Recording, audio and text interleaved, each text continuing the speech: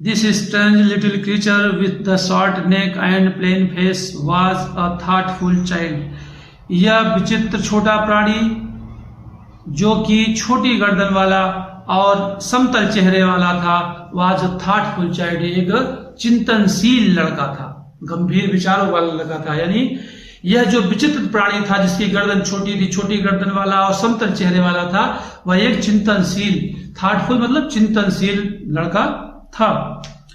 He watched his companions all the time, वह सारे समय तक, all the time मतलब पूरे दिन पूरे समय तक अपने साथियों को देखता रहता था। And allowed very few things to escape his notice, और मुश्किल से कुछ चीजें ही उसके ध्यान से छूट पाती थी। यानी अपने साथियों को पूरे दिन देखता रहता था बहुत ध्यान से, और उनके द्वारा जो भी किया जाता था वो बहुत मुश्किल से ही उससे छूट पाता था उसके ध्यान से, यानी कुछ भी उसके ध्यान से छूटता नहीं था। Socrates did not have a big house or a fine furniture. Socrates के पास कोई बहुत बड़ा घर नहीं था और न ही अच्छे कोई फर्नीचर थे, यानी साज सज्जा के सामान थे, कुर्सी मेज इत्यादि बहुत अच्छे सामान थे। He did not seem to want either wealth or beautiful possessions. He did not seem to want, वह इच्छा भी नहीं रखता था किस चीज की, either wealth or beautiful possessions, न तो धन की और न तो सुंदर वस्तुओं की। ब्यूटीफुल पोजेशंस मतलब सुंदर वस्तुओं की, न तो वह सुंदर वस्तुओं की इच्छा रखता था और न ही किसी धन की इच्छा रखता था। As he grew older, he began to think very little of bodily comfort and pleasure. As he grew older, जैसे वह बड़ा हुआ, he began to think very little, वह बहुत कम सोचना शुरू कर दिया। यानी किसके बारे में, of bodily comfort and pleasure, शारीरिक सुख सुविधाओं और आनंद के बारे में उसने बहुत कम सोचना शुरू किया। यानी वो अपने शरीर के बारे में, शरीर की सुख सुविधा के बारे में, उसके आराम के बारे में बहुत कम सोचता था, बहुत कम विचार करता था। He gave his mind to all that was noble, honorable and just. He gave his mind to all. उसने अपने मस्तिष्क को वो सब कुछ दिया, यानी वो सब कुछ चीजों पे, उसके अलावा वो बाकी सब चीजों पे विचार करता था, सोचता था, चिंतन करता था। किसके बारे में, वाज नोबल, जो कि सम्माननीय था, ऑनरेबल सम्मानित, नोबल मतलब उच्च था, आदर्श उच्च था, ऑनरेबल सम्माननीय था, एंड जस्ट मतलब उचित था, सही था। जो सत्य था, सम्माननीय था और महान था, उसके बारे में उसने सोचना ज्यादा से ज्यादा शुरू कर दिया। Socrates went round the town on foot and talked to people. Socrates went round to the town. Socrates शहर में घूमा करता था, went मतलब जाया करता था, round the town में शहर के बीच में, शहर के चारों तरफ, वो शहर में चारों जगह हर जगह घूमा करता था, on foot पैदल, and talked to people, और लोगों से बातें किया करता था। सॉक्रेटिस शहर में पैदल घूमा करता था और लोगों से बातें किया करता था। The Athenians began to look for his familiar figure in the streets and to say to their friends, yes, that's Socrates, come along and talk to him. The Athenians began to look for his familiar figure in the streets.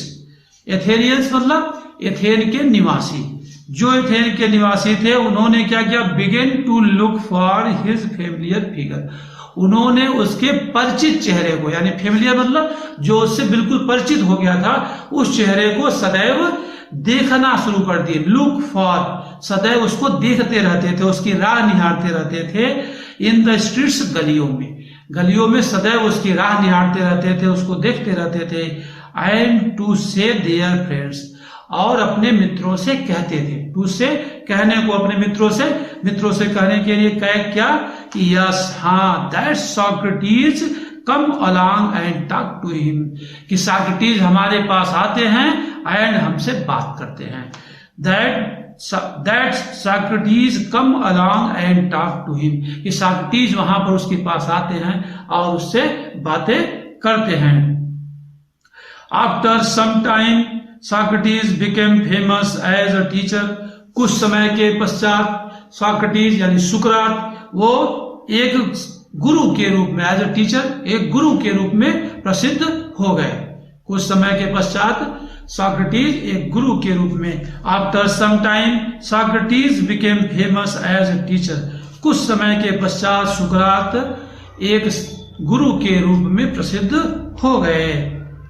He wandered along the roads and stood in the market places. He wandered along the roads. वो सड़कों पर ऐसे घूमा करते थे, सड़कों के किनारे, वो सड़कों के साथ साथ, यानी जहां पे सड़कें बनी तो उसके साथ साथ सड़कों पर वो हमेशा घूमते रहते थे।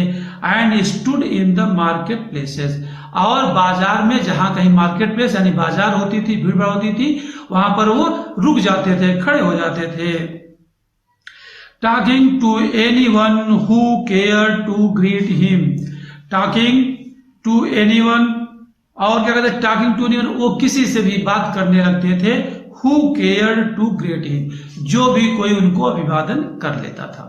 केयर मतलब जो उनको देख करके, उनको चिंता करके, ग्रीट हिम मतलब उनका अभिवादन करता था। जो भी उनको देखा, थोड़ा सा पहचान लिया, उनका अभिवादन किया, उससे वो बात करने लगते थे।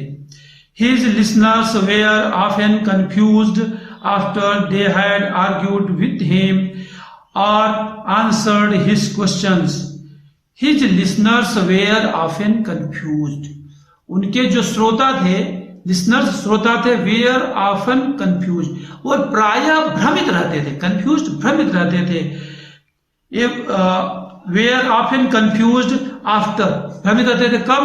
after they had argued with him, उनसे बहस करने के बाद। आफ्टर मतलब बाद में, उनसे बहस, यानी उनसे बहस करने के बाद, या और आंसर्ड हिज क्वेश्चन, या उनके प्रश्नों के उत्तर दिए जाने के पश्चात, यानी उनसे बहस करने के बाद या उनके प्रश्नों के उत्तर दिए जाने के पश्चात उनके जो श्रोता थे वो प्रायः कंफ्यूज्ड रहा करते थे, भ्रमित रहा करते थे, क्लियर नहीं हो पा रहे थे।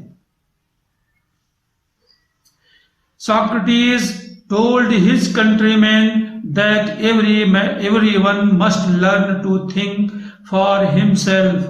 Socrates told his countrymen, Socrates यानी सुकरात अपने कंट्रीमैन, अपने देश के नागरिकों से सदैव कहा करते थे, टोल्ड कहा करते थे कि दैट की everyone must learn to think for himself, कि सब किसी को यानी प्रत्येक व्यक्ति को अपने बारे में सोचना सीखना चाहिए। Learn, everyone must learn to think for himself, यानी स्वयं के बारे में सोचना सीखना चाहिए। ये सुकरात हर अपने नागरिक, अपने देश के समस्त नागरिकों को कहा करते थे। So that by using his reason he would have the power to see what was right, just, true and beautiful. So that, ताकि, यानी उनको अपने बारे में सोचना सीखना चाहिए ताकि वो क्या कर सके, बाय यूजिंग हिज रीजन, ताकि वो अपनी तार्किक शक्ति का प्रयोग करके, यूजिंग हिज रीजन मतलब अपनी तार्किक शक्ति, जो सोचने की, चिंतन करने की, विचार करने की जो तर्कशील बुद्धि है, उसका उपयोग करके ही would have the power to see, वे देखने की शक्ति पा सकते थे, देखने की शक्ति पा सकते हैं किस चीज को, व्हाट वाज राइट, जो सही है, जस्ट, जो उचित है, ट्रू, जो सत्य है, एंड ब्यूटीफुल, जो सुंदर है, यानी जो सही है, उचित है, सत्य है और सुंदर है, उसको देखने की शक्ति पा सकते हैं यदि वो अपने बारे में चिंतन करना शुरू करते हैं। And so shape his own conduct, और इस प्रकार, सो शेप हिज ओन कंडक्ट, और इस प्रकार उनको अपने व्यवहार को, अपने आचरण को बनाना चाहिए, ढालना चाहिए, यानी अपने आचरण और व्यवहार को इस प्रकार से ढालना चाहिए ताकि वो उनके बारे में क्या उचित है, क्या सही है, क्या सत्य है, क्या सुंदर है, इसके बारे में वो सोच सके और उसको देखने की शक्ति पा सके। ये तभी संभव है जब मनुष्य अपने बारे में चिंतन करना शुरू करे। यही संदेश बुद्ध ने कहा। बुद्ध के संदेशों से सुकरात बहुत हद तक प्रभावित हो सकता है किसी न किसी रूप में। उनके संदेश वहां तक, चूंकि उस समय बुद्ध के जो संदेश थे वो दुनिया में बहुत जगह प्रचारित हो चुके थे, तो हो सकता है उस समय उनके पास भी कुछ ऐसे संदेश पहुंचे रहे हों। He wanted Athens to B a perfect state, वो एथेंस राज्य को एक संपूर्ण राज्य चाहते थे, परफेक्ट स्टेट यानी परिपूर्ण राष्ट्र के रूप में देखना चाहते थे। He wanted Athens to be a perfect state, वह एथेंस राज्य को परिपूर्ण बना देखना चाहते थे। He told everyone, both his pupils and his other followers, वह सभी से कहा करते थे, बोथ अपने शिष्यों से और अपने दूसरे जो अनुयायी थे उनसे, वो सदैव अपने दोनों लोगों से यानी शिष्यों से और अपने अनुयायियों से सदैव कहा करते थे कि that this could only happen if every citizen educated his own mind to see what was right and noble. That this would only happen. वो कहा करते थे कि यह तभी संभव होगा, this would only happen, यह तभी संभव हो सकेगा if every citizen educated his own mind, कि जब प्रत्येक नागरिक, everyone यानी प्रत्येक सिटीजन नागरिक, प्रत्येक नागरिक एजुकेट हिज ओन माइंड, अपने स्वयं के दिमाग को शिक्षित करता है। यह तभी संभव है जब प्रत्येक देश का नागरिक अपने आप को, अपने मस्तिष्क को, अपने दिमाग को शिक्षित करता है। किस चीज के लिए? टू सी, देखने के लिए, what was right and noble, कि क्या सत्य है और उच्च है, क्या सत्य है और क्या उच्च है। जब इसको देखने के लिए प्रत्येक नागरिक अपने मस्तिष्क को शिक्षित करता है, तभी ये संभव हो सकता है कि उसका जो स्टेट है वो परफेक्ट, परिपूर्ण हो सके। He believed that questioning and discussion would help them to do this. He believed, उनका विश्वास था कि, वो विश्वास करते थे कि दैट की क्वेश्चनिंग एंड डिस्कशन, प्रश्न करना और डिस्कशन करना यानी बातचीत करना, would help them to do this, वह लोगों को ऐसा करने में मदद कर सकता है।